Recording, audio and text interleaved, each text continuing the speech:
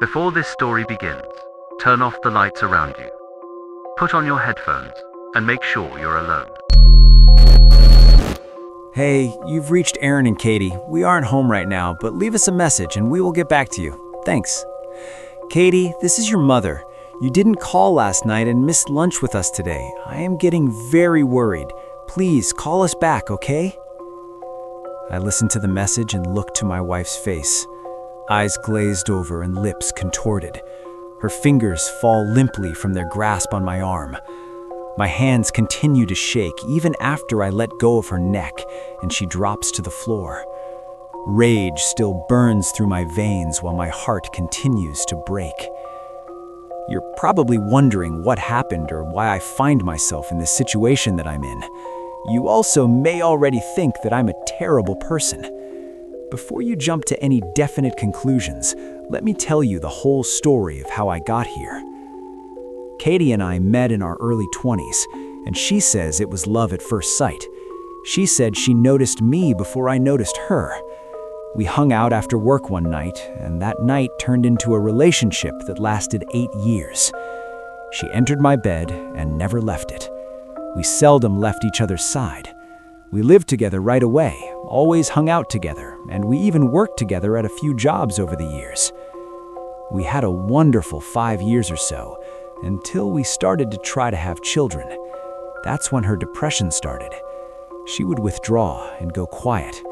Her silence was like ice too cold for me to touch. I couldn't understand why things couldn't still be happy with just us. I know how badly she wanted to be a mother, but we still had each other. We had a connection we dreamt about for most of our young lives that some people never find.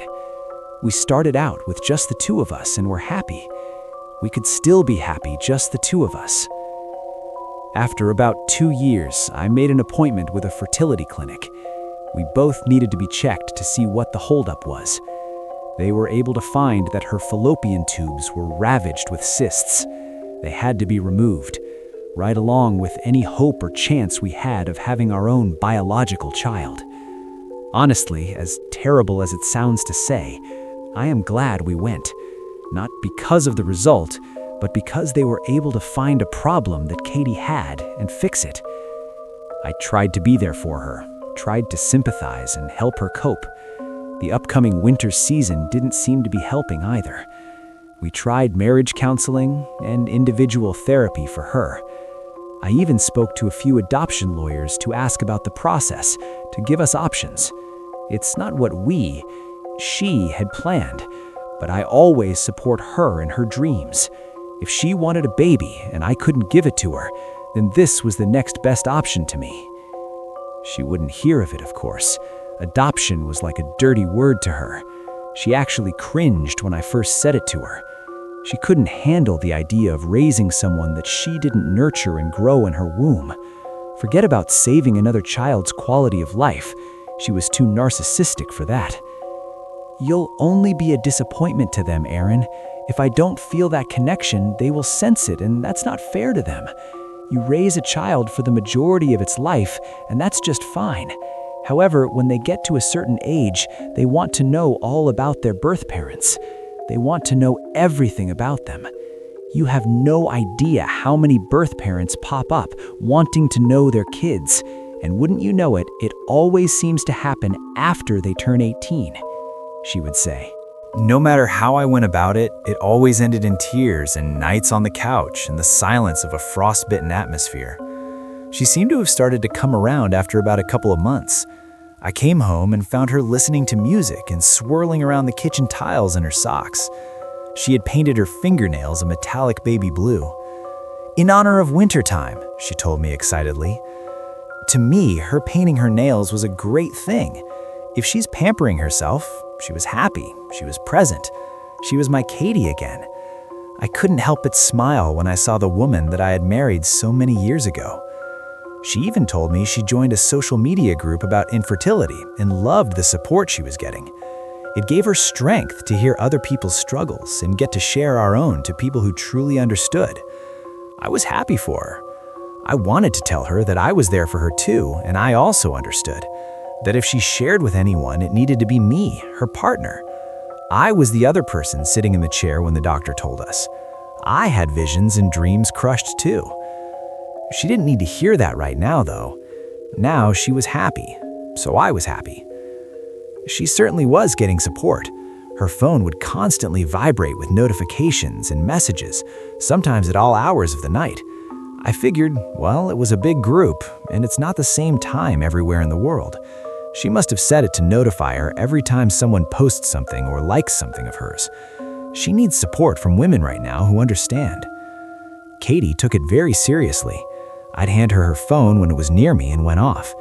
She would give me looks like a kid gives his peeking neighbor during a test before he covers his paper so he can't copy. "Hey babe," she said, looking at me with dancing eyes. "You know, some of the women of the group are talking about picking a weekend and doing a spa meet and greet to put more people in contact with each other and for women to get pampered and cry on each other and things like that. It's not like we have to find anyone to watch our kids." She tried to joke with a pained smile.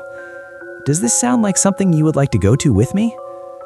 I knew if I hesitated too long, it was going to be bad one way or another. I would have to take off of work. God knows where this meeting place was going to be. The chances that it would have been in our city, hell, our state even, were slim to none. Honestly, all of the crying would be so unsettling and awkward for me. Yes, I did love my wife. She's the only one I have ever loved in my life.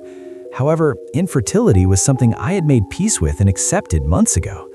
I couldn't bring the level of understanding to the table that was needed for this. Would you like me to, honey? Or do you need to be with your new women friends? I honestly want to go and support you if you need me, though it would be super awkward if I was one of the only men there. There are men in this group, right? When I said this, she tried to stifle a giggle by biting her lower lip. She shook her head no and then burst into giggles, apologizing in between breaths. Not really, no. There are just a couple, and those are mainly joint accounts. Aaron, you don't have to go. I will totally be okay and understand, but I think this will really help me. Besides, this will give us a chance to miss each other. I'm sure I will come back a refreshed woman. I won't think you are unsupportive or uncaring." It turned out that it was 2 weeks away in the next state over. From where we were located, it would only take her 3.5 hours by car. She would have no problem getting there and having her weekend and then driving back when she woke up on Monday. I was going to surprise her by making a meal plan and rearranging the living room while she was gone. I wanted to take care of all the little tasks she nagged me about, but I never got to while I had the time to myself. The time came for her to leave, and I sent her off with a kiss and my favorite t-shirt.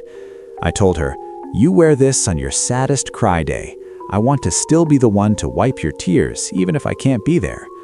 Again, she got a pained look on her face, but she shook it off with a smile. "Thank you for understanding. I will miss you and will call you every day," she told me. I kissed her and then she left, driving off into her weekend of healing. After picking up and cleaning the floors, I was almost ready to start rearranging our living room. I had been putting off cleaning the dust off of the ceiling and fans for way too long. Neither of us really wanted to do it, but I was the taller one, so the task generally fell to me. She would be so happy. She'd be proud that I did that when she came home. A refreshed Katie coming home to a refreshed house. She called at around 9 p.m. and let me know that she got there all right and that she missed me already. She blew phone kisses after a knock at the door. "Hey, that's my friend. I'll call you in the morning, okay?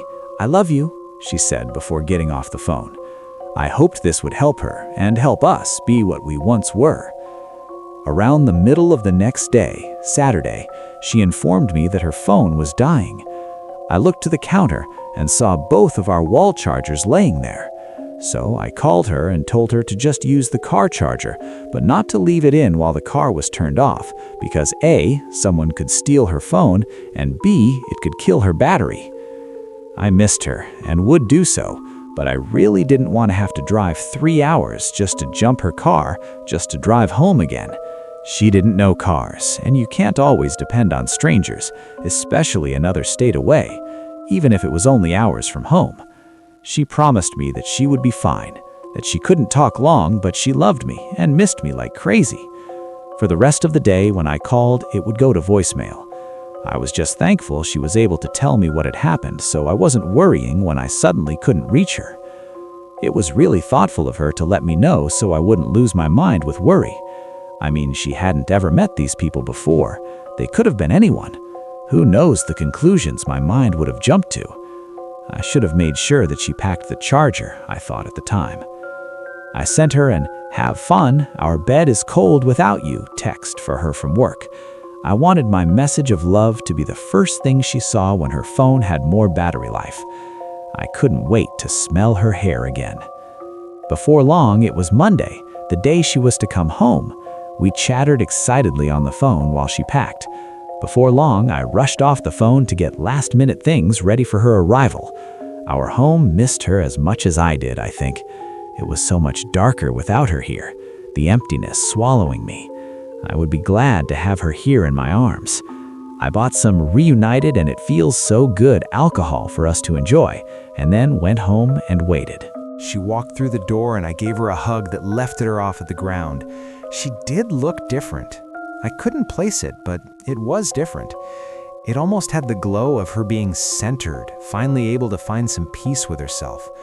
I was glad for that. We had both needed that for her. Seeing her so rejuvenated made me feel the same, and we relished our time together. We were so wrapped up that she completely forgot to say anything about the house. That's okay though. She's here now, and that's all I ever wanted. The holidays came and went, with Katie seeming like a bulb growing brighter every day. I was thankful she was able to turn it into positivity. For some childless couples, the holiday season can be a big slap in the face. Her group even did a Secret Santa, one of the members sending Katie a very name brand, very expensive, very out of our budget gift.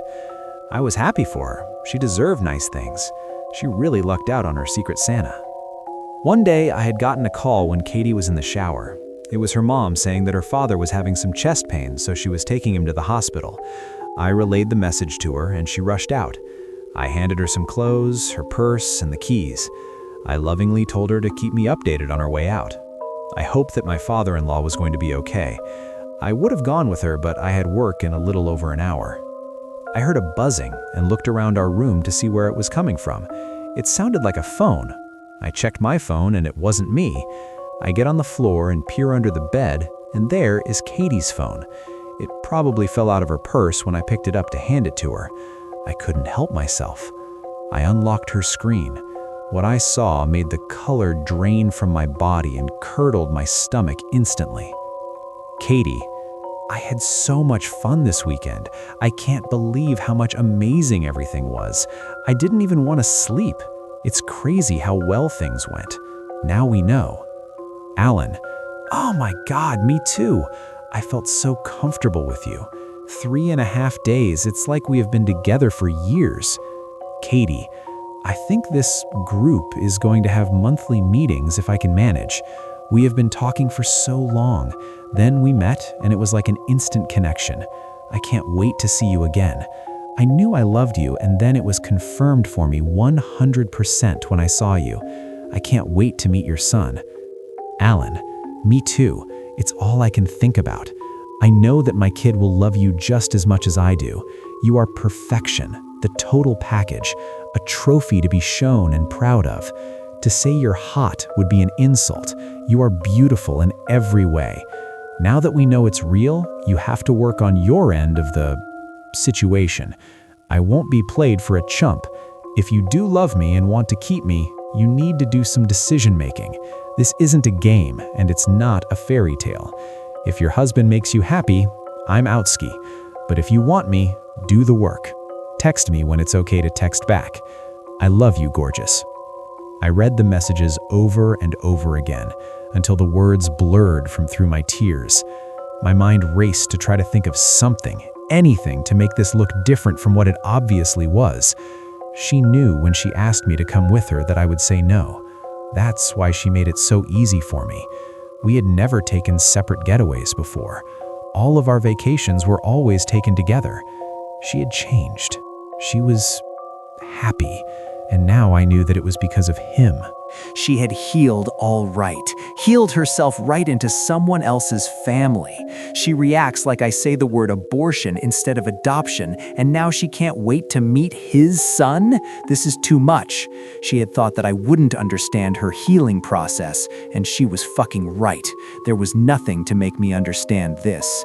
When was she going to tell me? Was she going to tell me? Would I just have came home one day to a note saying, "Adios, Aaron, it's been fun"? I raced to the trash can and throw up, my love turning to bile in my throat and spewing out. All of her words, all of the love, all of the plans and promises turned to poison in my heart. Every memory a lie, every struggle unfelt by her. Did she even want children with me? Did she ever love me? What is the point of all of this? Every single question branched off into 5 more questions, attacking my mind like a murder of crows. I lit a cigarette on the way to my car, drove to the corner store and bought a lot of beer. I never drank, but if there was ever a time for it, now was that time. I chugged one in the parking lot and opened another for the ride home. My father always said that the road to a man's self-destruction always began with a woman. It looked like he was right, I thought as I threw a crushed can out of the window. I lit another cigarette as I pulled into the driveway and saw her car there. Without thought or care, I drank 2 more before going inside, cigarette and all. She was sitting there on our bed with her phone laying in front of her with the screen lit up. Her eyes widened when she saw me smoking in the house. She opened her mouth to say something about it, but then quickly closed it, realizing the shots weren't hers to call here. She wasn't upset or crying. She just looked numb. I've never wanted to hit a woman in my life, but my hand throbbed with the desire to. I rubbed my hand on my jeans to try to disperse the energy. I loomed over her and shouted, "You can tell Alan that it's safe for him to message you now. He can message you anytime he wants, and it's not my problem anymore. You've never been who I thought you were. The past 8 years were all a lie," I said as my words turned to blubbering tears. I didn't want to give her the satisfaction of seeing my heart break, but I couldn't help it. Through all of my anger and all of my hate, I still saw her there, sitting on the bed. She looked so small and lost. All I wanted to do was hold her. That wouldn't happen though, not ever again if I could help it. She finally cried and apologized. She promised that she would end it and block him and get rid of social media entirely to work on us. She said she wanted to be a better wife and got lost. She said she got mixed up and the situation became too big for her to get out of. She needed help. She actually had the gall to tell me that she was glad she got caught and now I could help her get out of it. She said she never stopped loving me and never loved him. I felt neglected by you, Aaron. I felt like I lost you and myself when we couldn't have kids. I thought I had found myself and figured out life, but I was wrong. I went to leave you and I couldn't do it. Aaron, I will do anything to fix this. We can come out of this stronger and with a better understanding of each other, she said. We spent an entire week apart, me taking a trip of my own out of state to clear my head. She went to my parents and cried to them about what she had done. She apologized for hurting their son and asked for their forgiveness, figuring it would eventually lead to mine. Though manipulative and inconsiderate to my parents' mental health, it worked. She picked me up from the airport, and again I hugged her so hard I lifted her off the ground. We went home and reconnected. We really talked for hours into the night, and then again when we woke up the next day. We had worked a lot out and decided what we needed from each other to get past this and not let it ruin us. The only thing I asked of her was to block his number from her phone and to never, under any circumstances, positive or negative, have contact with him again. This was my time to heal, and that was the only way I was going to be able to do it. I wouldn't forgive her twice. Though I didn't tell her at the time, she did ruin us. I saw Alan's picture next to his messages, so I knew his face. Every time I would go to kiss her or touch her, I would see his face, like a ghost. Alan making her laugh, him kissing her forehead, him making her sweat. I hated it. I wanted to hate her, but I couldn't. Despite everything, she was still the woman I loved and always would be, even if I did leave her. We would get through this. A part of me already died when I found out what she did. Maybe that part will grow back stronger, better. A few more months went by. Valentine's Day came and went with no issue. I was nervous about it, but Katie tried her best to make sure it was a good day for me, for us. I started to see the ghost of Alan less and less. Katie was turning into the woman I married again. It was terrible that she needed this to get back to that, but as long as I had her, we could work it out. She would never leave me again, she promised. She had deleted social media as promised, and Alan's number remained blocked. My heart started to slowly heal. I was well on my way in love with her again.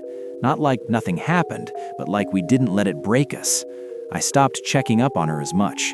She felt terrible about it and seemed to punish herself more any day than I ever could. So we let it fade into the past. She'd never leave me again, she promised. "Hey, Aaron, can you please look at my phone? I think I have some sort of virus," she asked me concerned. I laughed at her and joked, "You know how you get that, don't you? Too much freaky-peaky. What kind of sick shit have you been looking up?" She slapped at my arm, giggling on her way to our kitchen.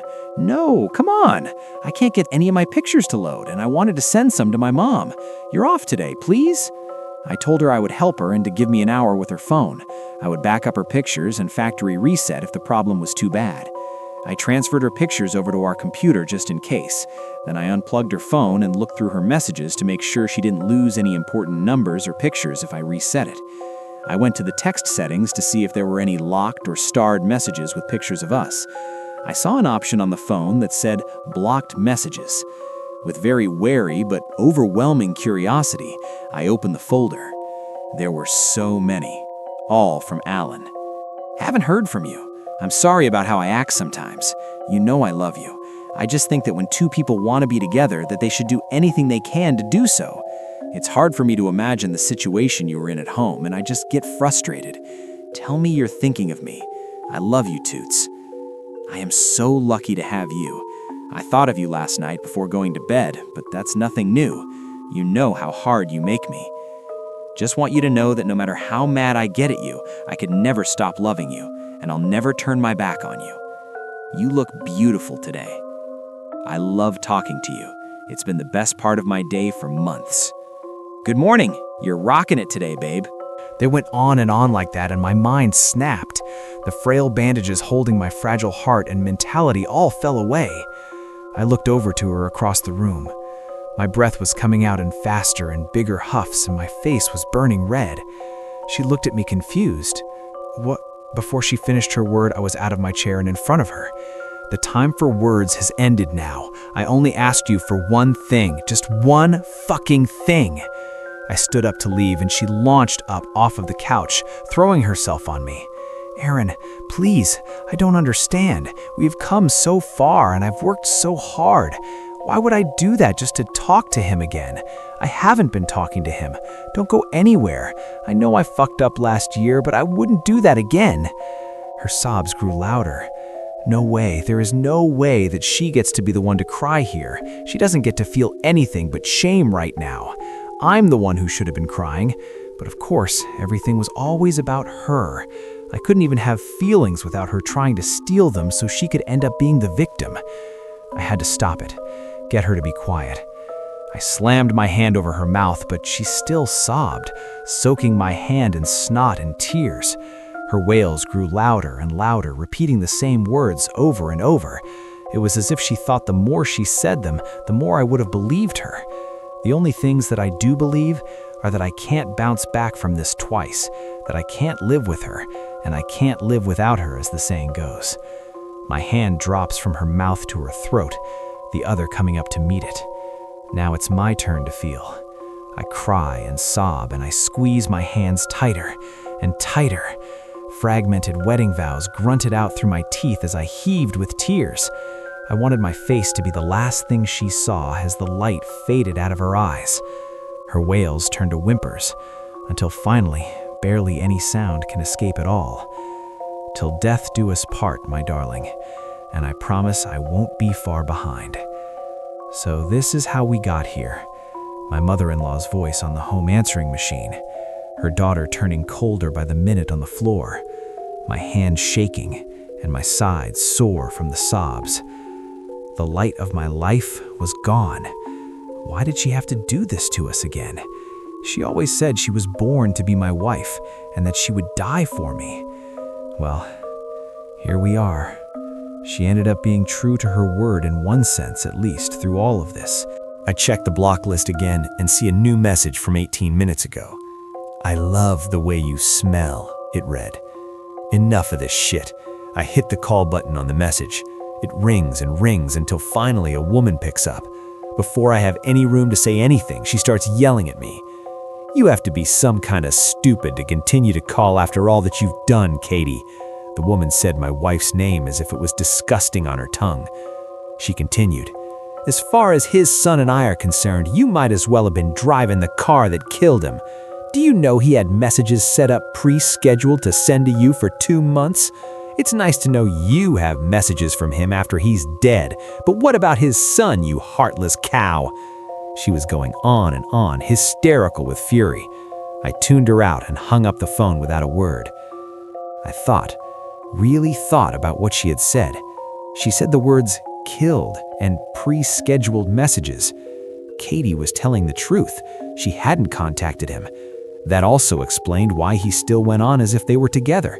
It really was over. She really was mine again. Oh, my God, I've killed her. I run to the bathroom, rifle through the medicine cabinet, and grab a bottle. I don't plan to call the police or turn myself in. Surely the neighbors heard the noise and called them already anyway. I don't know if I will have the courage to take the contents of this bottle. For now, I'm gonna snuggle up to my sweetheart. I will hold her for as long as I can and not let go. I hold her and smell her hair as I wait for the knock to come at the door. They can try, but I'll never let her go. She will never leave me again, she promised. Till death do us part, sweetheart. And that's how love turned into something unrecognizable, something irreversible. A single moment of rage destroyed the only thing he ever truly had, and the truth came far too late.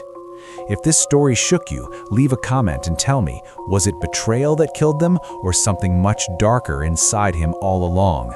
Don't forget to like, subscribe, and turn on notifications for more dark, disturbing stories just like this.